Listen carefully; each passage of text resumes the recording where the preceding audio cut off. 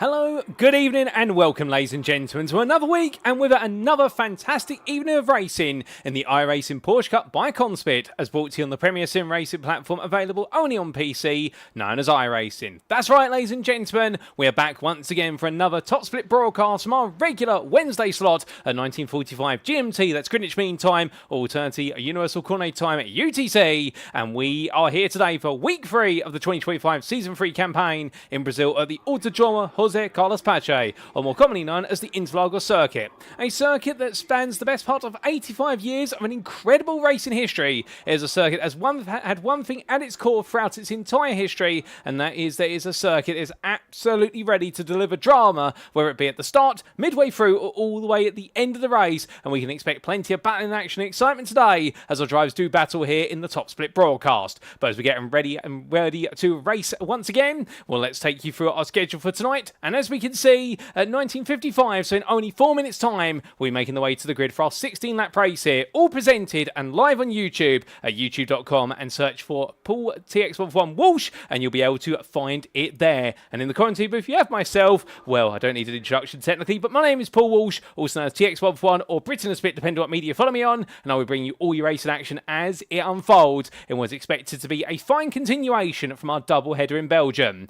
And why do we say a fine continuation? Well, let's give you a quick recap of the season schedule so far, because as we can see, for the first 2 weeks, Belgium has been the key. We started off at the Circuit de Spa-Francorchamps, and last time out we made our way to the tight and tricky chicane-filled circuit of Circuit Zolder, but here we are today on Wednesday the 2nd of July, and it's the Autodromo José Carlos Pache that plays host. A very different style of circuit, much more synonymous in a way with the Circuit de Spa-Francorchamps, with widening corners, multiple elevation changes, and plenty of variety, and plenty of straights to go with it. We're going to expect plenty of battles over the course of each and every lap, and there's an overtaking opportunity practically at each and every corner as we carry our way through the campaign. But not to join our calendar for too long, let's talk a little bit more about the circuit, and we can see it here.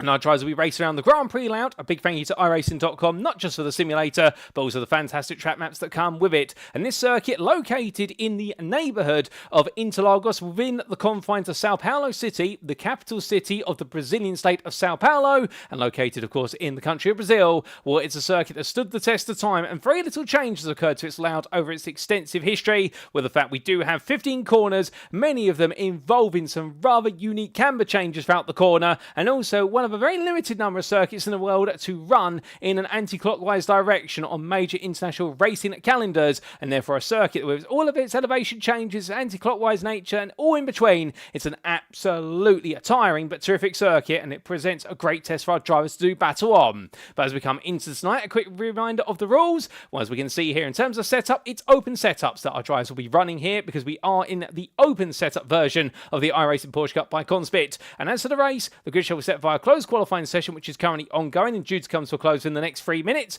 The race shall commence via a standing start, as is a tradition of the Porsche Cup, with drivers receiving a drive-through penalty if they accumulate 17 or more instant points, and should they go all the way to 25, they will be disqualified. But that's enough rules, regulation all in between. You're all here for the racing, and so are we. Let's head back to circuit side then and see some other drivers out there right now looking to score big in qualifying. And unlike Zolder, we're not expecting qualifying to perhaps have as big of an indicator in terms of how the results can play out here, in the fact that overtaking is highly possible here, as we do see Lucas Imons making his way across the timeline there and sets the fastest lap on his second qualifying lap of 1 minute 34.684. But immediately Marcin Gadzinski goes even faster, and Philip Hammer, the man who finished third last week at Zolder, well, he's now moved himself to the top of the tower there. And we do have the absence of our other two podium finishers, I believe, from last time out. Or at least we have the absence of our winner, Erin Bubba, and I think we are also going to see the absence of Jentel van Veerlen, who was your second place finisher, as the majority of our drivers have now delivered their 2 flying laps. But can we see anybody potentially dethrone Hammer from the top with his 34.195? We'll have to find out here, as we do see Dan Bishop heading charge into a line. Second place man at the moment is Damir Makhmutov, albeit 3.5 tenths down, but here comes the Jota powered machine of Dan Bishop to the line, and he goes 19th there with 35.880. And remember, they only get 2 flying laps plus an outlap in qualifying, so they don't get many opportunity. It's either that or 8 minutes, whichever expires first. But speaking of things expiring right now, all the drivers have completed their allotted qualifying laps, minus Christian Carlson. And Carlson making his way on down there through turn number 4 at the end of the Reto Aposta straight and winding his way up.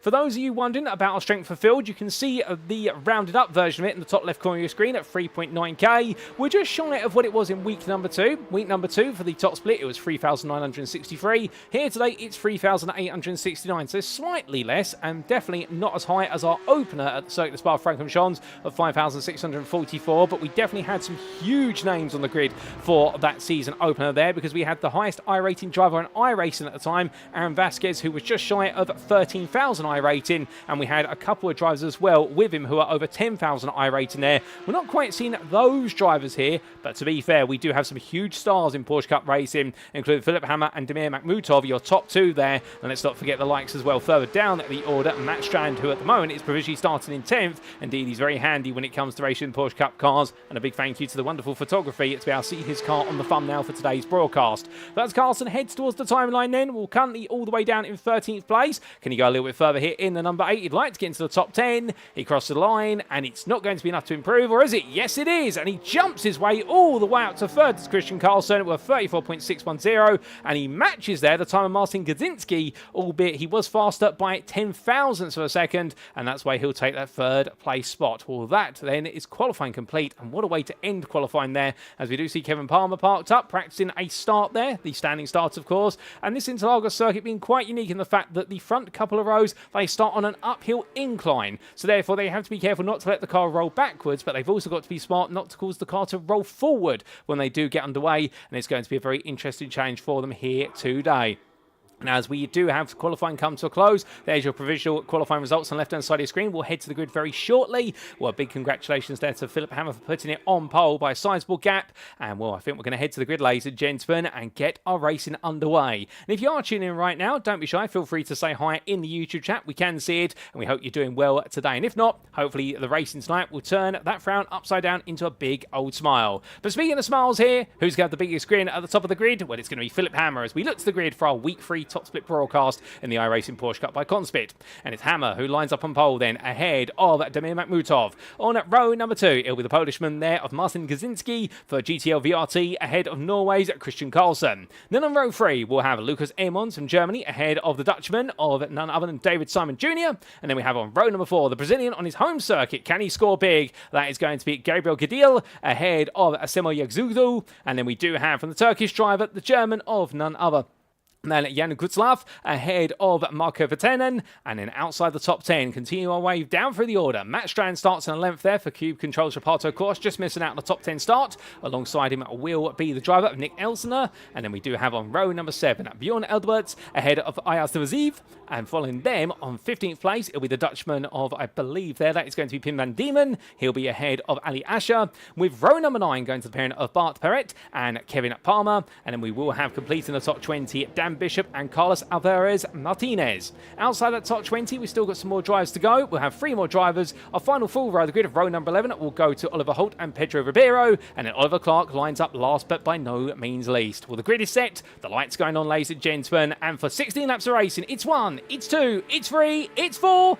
it's 5, and without further ado, it's lights out and away we go here at Brazil as Philipp Hammer gets a great start, but look at Makhmutov on his inside, covering off there the charger Carlson, as Carlson looks to go up the inside immediately, but can't quite find the way in, and in the end, as they go side by side, down through the centre S is here, it's Hammer who gets an absolutely staggering start, but roaring the way on through. Can we look to the blimp camera? Yes, we do. It's a distant camera view, but it gives us a perspective there as the Lightning McQueen machine. Gutzlav starts to fall away from the top 6 already. Javier Gutzlav noticing that Strand and Gideon are starting to battle, and goodness me, Matt Strand having a lightning start as they come down to the brakes. Onto the brakes they go there. That's Lucas Emmons getting ahead of Carlson, and it looks as though there, well, it's going to be Gideon getting ahead of Strand, albeit too wide all the way through turn number 5. Up the hill into 6 they'll come, and as they do behind them, we've also got Markov Vertenen and Adessa Aziv battling hard as they roar the way through the double right complex. But plenty of laps here, and everyone right now trying to establish dominance over their close rivals. As we that is very late on the brakes there from our number 13. That's Yazulu going up the inside of 1, going up the inside of 2. Does he get it done? No, Strand battles him back here through Perahino,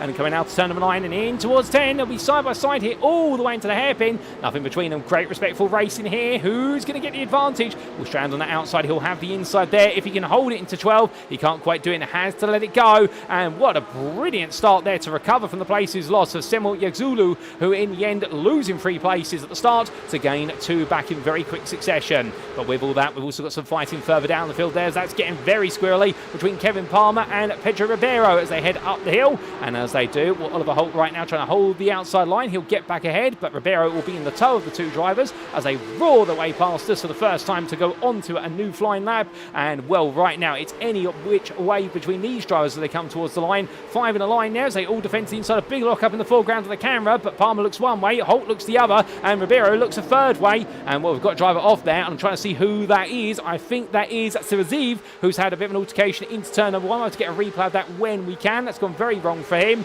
but right now he's on the recovery drive. And well, from them, let's look to the front of the field. So it's Philip Hammer who leads ahead of Damian Makhmutov, followed by Martin Gudzinski. That's your top 3. In 4th, Lucas Airmons, who gained the place off of Christian Carlson at the start. That completes your top 5, with David Simon Jr. in 6th, ahead of Gabriel Cadillo on his home circuit there, a lightning start. Jan Gutslav in 8th, Semel Yagzulu in 9th, and then we do have Strand in 10th, although saying that, Yagzulu getting up the inside there of the Lightning McQueen machine of Gutslav as they head in towards turn number 8. And it's quick change there between them, and Strand just watching on. And best rest of them is Marco Vatanen, albeit we're looking back here at the battle for 12th place, as that's Nick Elsener going around the outside of Edwards. And right now, the Swiss driver making very quick work of the number 19 in the 14 all-pink machine. Lovely move there as they head onto the brakes in towards the hairpin. Coming on down then, and things do calm down for a brief moment, or do they? Because we've still got this absolutely fantastic battle for 17th between Holt, Ribeiro and Palmer. Palmer has been passed. We had to look away for a brief moment down the Retro Aposta Straight to give you a recap of how our top 10 stand. But right now, these guys are all fighting hard. And further back, that's a big run wide there from, what is it, Martinez, as he decides to run wide onto the grass. And that's going to release Saraziv back up into 21st. Martinez dropping all the way down to the back of the order, with Dan Bishop trying to follow Saraziv onto another lap. But as they come across that lap, we need to take a look back at the race starting, in particular that lightning start from Matt Strand. Can we get on board with him? Yes, we can. And let's look at this, ladies and gents. Remember, he started in 11th place, but watch this start. Revs were high, and well, as the lights went out, absolutely catches the 6th stationary. Marco Vatanen not reacting to the lights too well, and Strand in the end looking around the outside here. The 13 defending there of Yagzulu, who had a slow start as well, but Strand he'll put himself in the middle of the road, clips him around the outside here to get the inside into the second part of the centre S, and well, that was 2 places already gained, and Strand then going for even more here as he made his way out. Lovely run here for the Curva del Sol into the toe there of the number 10, and that was Gabriel Cadillo at the time. Cadillo going defensive, Strand going the other way, and well, then we got to see their brilliant battle all the way up the hill, and that was a lightning quick start for Matt Strand. But what else happened elsewhere here, you ask? Well, this is what happened on lap number 2 for Eldar Siraziv. We take a look back at this incident for the man who definitely did not have the start that he wanted, and this was a big lock up there into turn number 1. Very easy to make a lock up like that. So for Siraziv, an easy mistake, with the 21 driver having to recover everything, and that's when he drops right back into this pack battle. But we come immediately then back to your live racing, and in good time we do as well, because we've got some more fighting to come. We're coming towards the end of lap number 3 here, and that is going to be, oh, that's contact, and that is Oliver Clark tapping the side of Bart Parrott, and Parrott going around there in the number 22, part sideways here, and Parrott ended up in a bit of a nightmare moment and brings it back onto the circuit, but that is not going to make him happy whatsoever there, and that's going to put him all the way to the back of the field, and they've been very clean so far, all the drives, albeit we'd expect it from our top split racers, but they're definitely showing a lot of racing respect out there right now, and something tells me that this Interlagos circuit really does reward clean racing, no doubt about it, as Oliver Clark there gets back ahead of Pim van Diemen into turn number 1, and their continued fight for 17th and 16th place stays as is. Well, that's Holt going very deep there, and Clark right now over the back of him like a bad rash, and the number 15 trying to hold on to 15th place here, albeit as they power their way out to turn number 3. He's going to have to go incredibly defensive here. There's not too much fighting going on inside the top 10, but the bottom end of the top 15, you could not stop the battling right now if you try. 2 by 2 they come down towards turn number 4, and well, that's going to be Holt right now causing a queue as Van Diemen rubs paint there with Oliver Clark. Clark forced out wide, 3 wide on exit, and Eldar Saraziv takes 1, takes 2, takes 3 as they head up, but they're going to be 3 wide there as they head up the hill. Surely not. One of them's got to back out at this point. Kevin Palmer decides, you know what, it's not for me. Saraziv gets elbowed wide, and that was contact there with Van Diemen, and Oliver Clark somehow avoids getting caught up in all of that. What a brilliant awareness from Oliver Clark, and in the end, Van Diemen right now, he's tapped there as well as he goes round, or is he? Oh no, and it's Dan Bishop who's collected there by Van Diemen as he tries to get it back together. And it's getting very antsy, it's getting very, very aggressive between all of them right now. I think innocent mistakes, but they're very quickly adding up here. It's pandemonium in the fight for 15th place, but it's absolutely crazy in the fact that Van Diemen's continuing here versus Ali Asher. And Asher had a difficult start to this lap, dropped all the way down, and suddenly he's got half the place he lost back. But from the battle at the bottom end of the top 15, let's come back to the bottom end of the top 10 here and take a brief breather if we can before we start seeing the next big battle, because here we ride on board with Marco Vatanen, and well, he's going to look up the inside here into the opening corner, looking for the move on Jan Gutslav. He's going to go very late on the brakes in the end, and Gutslav has to back off there, trying to hold it the outside to inside. That's never going to work, and well, Vatanen making a place up now. Started 10th in this race and finally moves up to 9th, but you can see there we do have Yegazolu, who's making his way all the way onwards now in the chase of Cadil. And there's going to be no change between them, at least for the time being. Vatanen's going to have to watch, wait and listen here if he wants to try and make up some more places and move himself a little bit more closely towards 5th place. Albeit we do have 5th place gradually running away at the moment, with Christian Carlson bringing David Simon Jr., who's sit along with him for the ride, compared to where the bottom end of the top 10 is. So therefore we are getting a split in the field very gradually, albeit this does normally happen after a couple of laps, circuit dependent of course. But speaking of the battling towards the front of the field, well, here's Philip Hammer. He's got a 1.6 second gap as the leader, but then back in the battle for second, it's Darren Makhmutov versus Marcin Gazinski, and these two right now, they are getting closer. Gazinski that previous lap practically matched Makhmutov's time and put a personal best in. It was a 34.53 to Makhmutov. For Gazinski, meanwhile, a 34.56. So arguably on paper, the number 3 driver right now finding his form and finding it quite quickly, but anything can happen. It normally does before it's all said and done. And again, we have seen some drivers have very different approaches in terms of their early pace in the race. Philip Hammer being a great example. We saw it at Zolder last week, whereby he wasn't on the pace for the opening 10 laps or so of the 17 at Zolder, but in the final 5, he was the fastest driver out on circuit, excluding race winner Erin Baba, whereby Hammer suddenly found all the pace. He is one of those drivers who evolves very naturally as the race distance goes on, and the one thing you can always count on Hammer is the fact that his lap times will be very good and they will be consistently at that level, whereas other drivers meanwhile might have a lightning start only to lose the pace, or conversely some drivers take a very long time to get switched on. But not so for Hammer, and right now Gazinski seems to be getting switched on more and more of each and every lap turned. Looking behind, a bit further back, or Lucas Emmons and Christian Carlson. We'll get some footage of them shortly as Matt Strand over the back of Gutslav, still fighting over 10th place here, and well, Strand wants to get that 10th place if he can. He is the number 7 door card here, so you would imagine that he will be very eager to try and make sure he finishes inside the top 10, if not higher, in order to make sure he maintains his I rating, if not loses it. And well, from him, and looking back then to the fight for 4th, this is Lucas Emmons versus Christian Carlson. We jump on board here and look backwards on the rear of the number 5 car, currently a place higher than where it started, and we're coming into that braking zone for turn number 10. Nothing between them at the moment, but you'll see there, rear of the picture, we do have David Simon Jr. The Dutchman is closing a little bit here as Emmons continues to just make sure that Carlson can't get close enough to think about a move. Runs a little bit wide there coming out of turn number 12, the corner where you can run wide, and well, in running wide you are at risk of picking up some exit oversteer, but the upside is you carry more speed the further you run out the corner, and you also can be the victim of picking up an off track if you're not careful. And if you pick up enough of those, you'll be heading for a drive-through penalty, and nobody wants to get that at the end of the day. But as they head on to the next lap, lap 7 arrives, and Philip Hammer sets a new fastest lap of 34.023. Meanwhile, Makhmutov 34.476, Kaczynski at 34.5, and the rest of the field then already lapping in the high 34s, if not into the 35s at this point. But Lucas Emmons right now keeping Carlson just at bay enough at this time. But out of turn 3 they go, and down the Retro Aposta straight, your top 6 there, all in a single camera shot. And then we do have your 7th place man of Gabriel Cadil on his home circuit right now, really leading the second pack of cars here in 7th all the way through to 11th place. We have had some fighting further down the order quite recently, however, and I believe we have had a move made by Pedro Ribeiro, who I think here, yes he is, he's up into 12th place now as we see him there ahead of Nick Elsener. But how did he make the move, I hear you ask? Let's find out.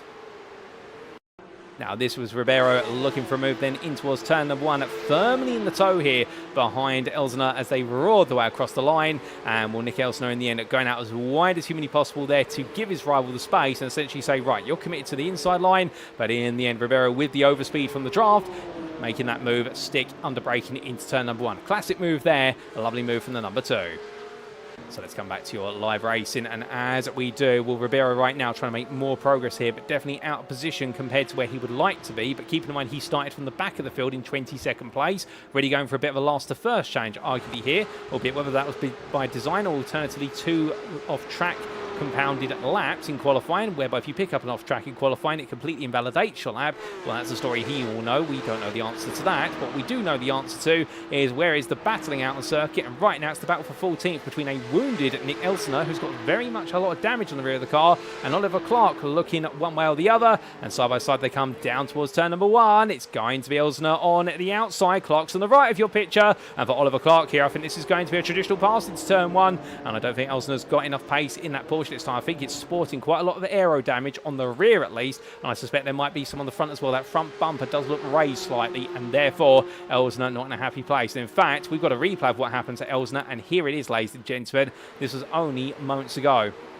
Now, at the time, he was chasing after Pedro Ribeiro, but as they came into turn number 6, rear of the car started to lift there under rotation, and in the end, I think a downshift there coming in towards the second part of the double ride caused the rear to lift up even more, and the natural thing is, of course, you want to downshift as aggressively as possible and push the revs as high as possible, because the higher you keep the revs, the more power you're delivering through the rear tyres, but if you do it too aggressively and the weight of the rear of the car has not settled down, particularly in these Porsche 9 and 2 GT3 Cup cars, it does cause the rear tyres to overspin, and naturally all the way to the car, lifts up at the back, and suddenly comes around on you very aggressively for a corner, particularly a medium speed apex such as at turn 7, and that's what we saw there. But meanwhile, Oliver Clark here trying to make another move as we're back to your live pictures now on Bjorn Elbert as they come down through turn 12, but Elbert says no you don't, I'm still here. But I think it's now Oliver Clark who's going to be trying to say to him, you know what, I'll try and cut back on you at turn number 12. Lovely bit of battling between these two, and in the end, who's it going to be as they head up the rise then? It's still a drag race here all the way towards the line,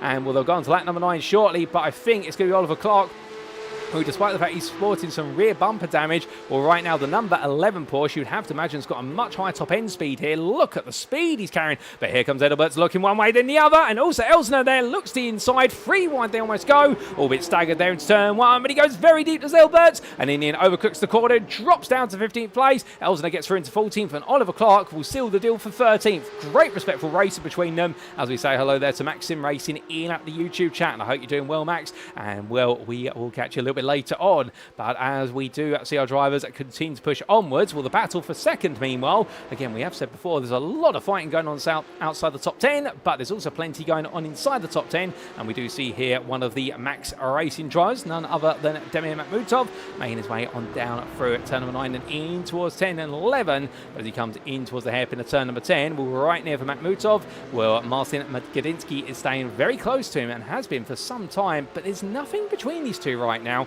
But one thing that is certain is we do have a sizable half a second delta on average lap time wise to Philip Hammer, your race leader, and in fact we can put those lap times up on screen for you to give you an idea of how exactly the lap times are going. Well, there's firstly Makhmutov versus Kaczynski, and you can see there's barely anything between the two of them, albeit over the last couple of laps it's Kaczynski who has proven to be the faster driver on laps 7 and 8, but we add now a 9th lap into that equation, and what you can see here is as they cross the line, well, this time it's Kaczynski who was the slower of the two, but there's nothing between them. That gap is staying static. Flip it around the other way, meanwhile, in terms of that lap time history, and you can see here the comparison whereby Hammer, on average, for the last 4 laps, has been open up a 4 tenths of a second gap per lap, given the pace he's delivering, and that is where the details lie in the fact that Hammer, for all the huff and puff he's got, he's definitely running away, and Makhmutov, meanwhile, is really relegated here to the concept of trying to fight for second place and hold on for it as long as possible. Coming out to turn number 5, it's going to be a bit of an open gap there, half a second this time, the biggest gap he's had in the run up the hill into the infield section, and I think for Makhmutov he'll be a bit more comfortable. Looking further back to a man who's had a bit of a difficult start to the race, Ali Asher, well, he's on the charge here as we ride on board with the number 18, it's in 18th place, and now it's going to go into 17th place. He looks up the inside of Kevin Palmer there into turn 4, gets it nice and squarely done. Palmer in the end will now be behind him, and we look to the exterior camera there over the rear wing, and that is Kevin Palmer, albeit being dissected by the rear wing of Asher's car from our camera's perspective, and into turn number 6 they go. Asher goes a bit deep, but that's by design there, misses the second apex by about a quarter of a car width. However, it prevents Palmer from having the confidence for coming back at him, so Kevin Palmer there definitely getting a little bit bitey and wanting to fight back, and I think he's cognizant of the fact we do have Van Diemen and Dan Bishop closing up to the back of this battle. And well, right now these four separated by 1.2 seconds in totality as they exit out of the turn 10 hairpin, and nothing between them at the moment, and Ali Asher just trying to hold on at least for a little bit longer here as they roll off a 12 in towards 13. And look at that body language there from Palmer's car. We're really running right on the edge of grip, and Asher makes a mistake. They're coming out 12. That is going to release what will be Palmer up his inside, and well, I don't think that's going to bring Van Diemen and Bishop into the fray right now, but it's definitely going to give Palmer an opportunity. But Asher will tuck back into the toe here as they head across that timeline. But will we see a move? Well, we'll find out very shortly, but we'll need to cut to the battle for fourth place in a brief moment. But here comes none other than Asher looking up the inside, but he can't quite find it there. However, what we can find is the fact that we do have that fight for fourth, and Christian Carlson now is up into fourth place ahead of Lucas Emmons, with David Simon Jr. now right and firmly on the back of the pair, and he's now making this a menage a trois as they roar the way for turn 6 and 7, albeit no change between them here as they come into the right-hander of turn number 8. But how exactly was the move made, I hear you ask? Well, here's a quick replay to explain.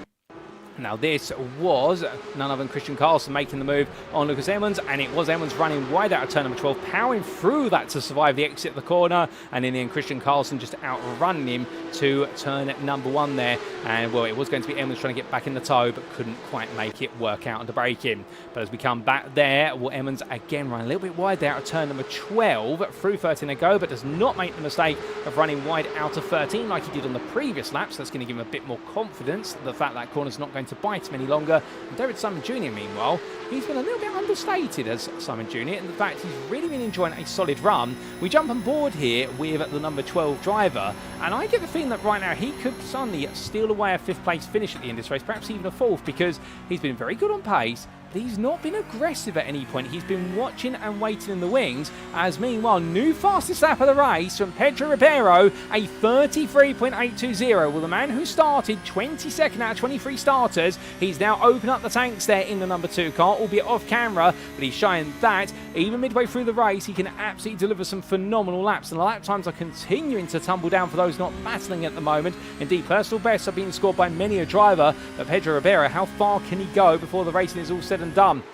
That's going to be the question on many a mind. Speaking of that question, well, here is Simoya Gazulu ahead of Marco Vatanen and also Ribeiro. As Ribeiro cuts to the outside, he's going to look for the cutback run through 7 versus Vatanen, but he's not going to be close enough to do it. Meanwhile, Vatanen's stuck behind the Turkishman in front of him. He's going to look around the outside, but here comes Ribeiro looking from inside to outside into turn number 9. But then again, Pedro Ribeiro knows that it's very hard to overtake around the outside of Perihilio bend at turn number 9. You don't normally do it there. You wait normally until you get to turn 10, then you go around the outside, because the camera at the corner says if you can be a nose ahead on entry and you can keep a very tight line to your rival, you may be able to get it done, but he doesn't quite get it done there. And Marco Vatanen doing a fantastic job of keeping the number 2 behind him, but of course the problem is this will frustrate him because he wants to beat the number 13 that sits in front of him. And right now, well, you've got to say for Zegzulu, he's absolutely enjoying a very solid defensive drive here for 8th place, and if he keeps this up, he may be able to get away with it. But speaking of not being able to get away, Vatanen right now has got Ribeiro right breathing down his neck. They're going to go defensive in terms of the battle here, and it's going to be Vatanen looking to the inside. Ribeiro looking around the outside as they go onto the brakes here into turn number 1. Too wide they enter. It's going to be too wide, but swap the positions now into turn number 2. And Ribeiro there on the inside into the curve del Sol. He'll be back on the outside, and Vatanen's not giving up here. They both run deep. They're both fighting for the position. This is great respectful racing between them, and hopefully we haven't lost Ribeiro suddenly to the ether, because he's still there. They're still fighting despite the latency issue. Vatanen's going to be on the inside, but he's got to try and push his nose in here where it doesn't belong, will say Ribeiro. But Vatanen says, I've earned the right to fight for this place, so be it. Yagzulu's already disappeared off up the distance. He's already put the best part of 1.5 seconds between them. Such is the pace of the fighting, but it's brilliant battling here, and how are we to complain as they come through turn 6 then. And Ribeiro looks at the cutback. He's going to get this surely now to 7. Well, if he does so, it's going to require Vatanen to see him coming. He does. Runs a little bit deep there out of 7. That's going to put him on the outside for 8. And finally, Pedro Ribeiro makes it stick there down into 9. But what a phenomenal battle between the two of them there. And indeed, one of the highlights of the season, fighting too wide through the opening half of the lap, and in the end Pedro Ribeiro making it work out, but Marco Vatanen, to be fair, delivering a phenomenal defensive display,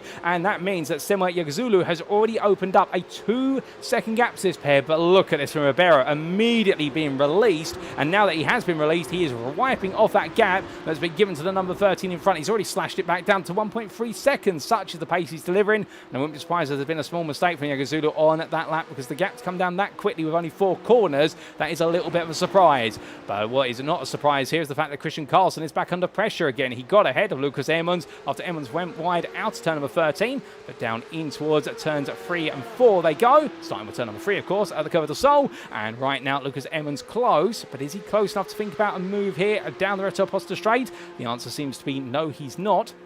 As much as he'd love to go for that move, and I imagine right now he'll continue to wait there and just keep his rival honest. Through 4 and 5, well, from them to 2 drivers are making their way down. Well, this is Jan Gutslav, who's looking for an opportunity there on Marco Verstappen for 10th place, with Matt Strand in the picture just behind them. And off camera, we have had Gutslav get ahead of Strand. That hasn't been captured, I don't think. We'll see if we can get a replay of that in due order. I don't think we are going to be able to. And in fact, we don't have that on record, unfortunately, ladies and gents. But what we do have on record is a live race between these drivers right now. And well, after this lap, it'll be 2 more before we do see that checkered flag. And well, it's anybody's guess who's going to be the last of finishers in the top 10. Will it be Verstappen, Gutslav or Strand? We'll place your bets and let us know, because who it's going to be, they're going to be very happy with their race. But as all 3 drivers here now wind off of the central section of the lap and head into the final main sector, well, from them we come back to your race leader, because here is Philipp Hammer enjoying a very comfortable lead right now. 5 seconds is the delta he's created for himself versus Damian Makhmutov, and 2 laps to go here before he does see the checker flag and what will be his first win of the top split broadcasted season. But as Damian Makhmutov heads across the line, we've still got Marcin Gazinski right behind him, and these 2 have been absolutely inseparable since the start of the race. Indeed, Hammer's just gradually sauntered off into the distance, but Makhmutov right now, he's had enough pace to keep Gazinski behind him for long enough, but Gazinski has always stayed there as we ride on board with the 3rd place man. And well, the question is, when are we going to see a move, if at all? Are these 2 just equal to each other today? It happens where you get 2 drivers who are so close on pace to each other that in the end they just stay equidistant. But this is battling in its own right. It doesn't sound like it's battling, it sounds as though they're just running in procession. The fact is, if one of them even makes a tiny mistake, this could completely open up or close the battle, and that's what makes this thrilling, because right now both of these drivers are egging each other on. They're encouraging each other to push harder and harder, and whoever pushes the hardest and goes beyond their limits, that's when a quick mistake will happen, and that's when you'll see a place change. Much like Christian Carlson and Lucas Emmons, it only took a small mistake from Emmons to release Carlson ahead of him, and that is how it happened. But from them, we do have a bit of a battle going on between Simula Yagazulu and Pedro Ribeiro, but I believe we might have just missed the tail end of that fight, or at least the initial phase of it, but we're now coming back to a further stage of it, and it's going to be side by side here into turn number 10. Number 2 looking for a way round one way, then tries the other, and right now Ribeiro knows you can't go outside of turn number 11 then, unless you're already alongside into the corners approach, because otherwise your rival will just run you out of road. But Yagazulu also respecting the fact that his rival's got a right to race, so this is going to be a fun run now up the hill. Perhaps he knows the tail here, and Ribeiro getting so close he's had to pull out the toe. He'll pull himself back into the toe by using a wider run of turn number 14 to give him the space off the back of Yagazulu's car, but heading across that timeline onto a final lap then. 2 wide coming across the line. Let's go Ribeiro on the left, Yagazulu on your right. Onto the brakes they come, and as they do, no lock-ups, just brilliant race. A small lock-up there, in fact, and I think that was Yagazulu lock-up and bat, and going into the side there of the rival Ribeiro, and in the end that contact sending him on around. It was fantastic racing, but Simula Yagazulu finding his limits there, at least what the camera suggested. We won't be able to get a replay of that one now, because we are onto the final lap, and still more to come on this lap, but that is now going to make it so Marco Vertannen's holding on to 9th, and Jan Gutslav has Matt Strand right behind him in the battle for 10th. As the number 7 here tries to get a little bit closer and roaring the way out to turn number 5. Well, Strand's there with a poor run off of turn number 4. That's caused the gap to open back up by a 10th. And, well, a 10th sounds tiny, but for these guys, a 10th is a lifetime of time that they have to try and regain over the entirety of the lap when you're so closely matched on pace. But right now for Strand, well, if he's going to make some magic happen, it'll probably be coming out of the final major corner of turn number 12 and on to the start finish straight, and it'll be a battle in the draft. But in the fight for 4th place, well, Christian Carlson right now holding on comfortably ahead of Lucas Emmons by 4 attempts, and the battle for 2nd, it's a similar picture. Makhmutov ahead of Gazinski, but right at the front of the field, ladies and gentlemen, as the checker flag gets ready to wave, when it's been an unstoppable run here today with a sensational pole position lap, and for Philipp Hammer, he's going to convert pole position into victory here in week number 3 of season 3 with a superb drive, absolutely faultless. It'll be Damian Makhmutov who takes 2nd place just ahead of Gazinski at the line, and then it'll be Christian Carlson who holds on to 4th ahead of Lucas Emmons, with David Simon Jr. in the falling slightly off in 6th, ahead of Gabriel Guedo at his home circuit, a 7th place for the Brazilian driver, with Pedro Ribeiro in 8th place ahead of Marco Vatanen. Then we'll have Jan Gutslav completing the top 10 ahead of Matt Strand, who was best the rest in 11th, with Simil Yagazulu there in 12th place, and a bit of a frustrating end to his race after that fantastic fight with Ribeiro. 13th goes the way of Oliver Clark ahead of Nick Elsner, and then we'll have Bjorn Edelberts completing your top 15, with Oliver Holt in 16th place. Kevin Palmer comes on home in 17th, and then it will be Ali Asher, Dan Bishop, and Pim van Diemen who complete your top 20, with Bart Parrott just behind him by 2 tenths, and then Carlos Alvarez Martinez and Aida Seraziv completing your 23 starters as finishers in this race.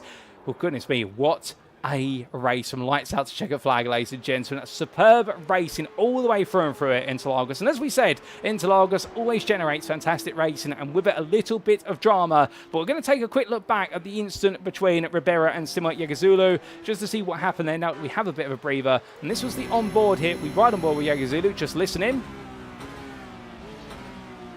And under braking, it just goes a little bit deep, and I think the front right brake locking up there as he made his way. And can we get an exterior camera potentially? I think we might be able to, and this was an exterior camera. I think we will see the lockup here, albeit the camera angle may not be flattering. And there it was under braking, a front right lockup for Yagazulu, just caused him to slide into the side of his rival, and in the end, in that contact, well, either both of them were going to go around, or the car on the inside was going to go around, depending on the exact contact point. And Themo Yagazulu, you can take nothing from him. It's an innocent mistake, but one that cost him a top 10 finish today. But coming back to your live pictures, ladies and gentlemen, will the circuit fall silent as all the drivers come in? And we better take you through those race results subject to any stewards' inquiries. And here they are for a fantastic week of racing at the Interlagos circuit, or at least a fantastic top split broadcast here at the Brazilian circuit. So for our top split race for week 3 of the 2025 season 3 campaign in the iRacing Porsche Cup by CONSPIT, the open setup variant, we saw Philip Hammer take victory there in the privateer, absolutely delivering from pole position to victory by 6 seconds over Damir Makhmutov. It was a great fight for the runner-up spot, albeit Makhmutov in the end was able to keep the GTL VRT driver of Marcin Gazinski behind him a lap after that for the entire distance, but only 2 tenths between them at the finish line. Over the podium is Christian Carlson, who fought hard for a 4th place and earned it the hard way to the Norwegian by in the end goading at Lucas Elmans into mistake, but take nothing away from the German driver. A 5th place there for the number 5 car, a well-earned 5th place. David Simon Jr. in the Dutch number 12. Well, for Simon Jr., it was a race today where he sat there and waited for an opportunity to get into the top 5, but it never quite came, so in the end he settled for 6th, but I don't think he complained about that. With Gabriel Guedo at his home circuit, well, great 7th place result there, and had to fight his way into 7th early on, and then was a bit of no man's land.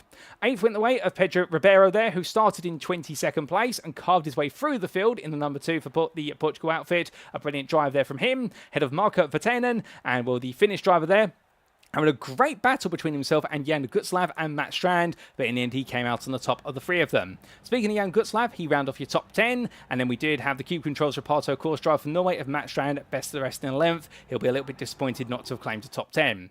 Samuel Yagazolu completing a run to 12th place in the end, not quite the end of the day he wanted, but that's the way it's gone unfortunately for him, but still ahead of Oliver Clark there, and well, credit where it's due to Oliver Clark, had to fight his way all the way through in the end from 23rd on the grid, starting last of our drives to take 13th place. He'll be giving himself a pat on the back for that one. Head of Nick Elsner and Bjorn Edelbert, who round off your top 15. From the Belgian driver, it was then the Briton of Oliver Holt, who definitely enjoyed some brilliant battling today, albeit I think he wanted a bit more, and the top 15 finish I think will have rewarded him for his battling, but he had to settle for 16th. Head of Kevin Palmer, with Ali Asher, Dan Bishop and Pim van Diemen round off your top 20. Outside the top 20, 3 more drivers there. We had Bart Perret ahead of Carlos Martinez. Well, that's Carlos Alvarez at Martinez, as he's known in full. And last but not least, Aida Seraziv. And well, unfortunate there for Seraziv, not the race he wanted after what was a great start, but an early incident setting him back. But all 23 of the drivers who started finishing the race, and all of them in the lead lap, which is absolutely fantastic to see. But that brings all of our racing to close here for week number 3. Of course, you can enjoy plenty more racing here at the Interlagos circuit for week number 3, because it's only Wednesday, and you do have the best part of another 6 days of slots and sessions available, but at least that's going to be the conclusion of our top split broadcast here as we look ahead to next week. But just before we do start to set the scene for next time, of course, a quick word about the title sponsor for the iRacing Porsche Cup, and that is CONSPIT, the premier sim racing hardware manufacturer. Let's tell you a little bit more about them. If you are looking to take your sim racing to the next level, then why not consider CONSPIT? As the pro driver's choice of sim racing hardware, CONSPIT offers one of the most comprehensive lines of hardware products to sim racers around the world.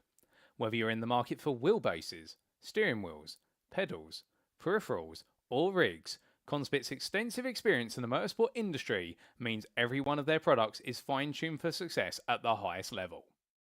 But do not just take our word for it. We're brand ambassadors including 2022 Grand Prix Macau GT Cup champion Luo Kaliu, 2022 Porsche Carrera Cup Asia champion Liu Ye, 2022 Chinese Touring Car Championship champion Rodolfo Avila, and 2023 GT World Challenge Asia GT3 Cup champions Climax Racing. You shall be in pole position for victory when you invest in CONSPIT's hardware. If you'd like to know more, be sure to head to conspit.com today. Well, ladies and gentlemen, next time we make our way to Japan, and we make our way for one of the tightest circuits in the world. It's going to be the Tsukuba Full Circuit for week number 4, and we'll be bringing you all your top split racing action as it unfolds from our regular Wednesday slot. So do be prepared to tune in for what will be the 1945 GMT or UTC slot on Wednesday the 9th of July, where the big question will be, who will put it on pole at Tsukuba? Because overtaking there will be absolutely tricky, arguably the trickiest circuit on the calendar to overtake at. It's not impossible, but those who put themselves on pole, they'll make it highly possible they'll run away to victory. But until then, we have been the iRacing Porsche Cup by CONSPIT. I've been your host and commentator, Paul Walsh, also known as TX141 or Britain a Spit, depending on what media you follow me on. And until next time, remember to stay safe, stay well, stay smiling, and most importantly, as always, ladies and gentlemen, remember to stay on track. Good night.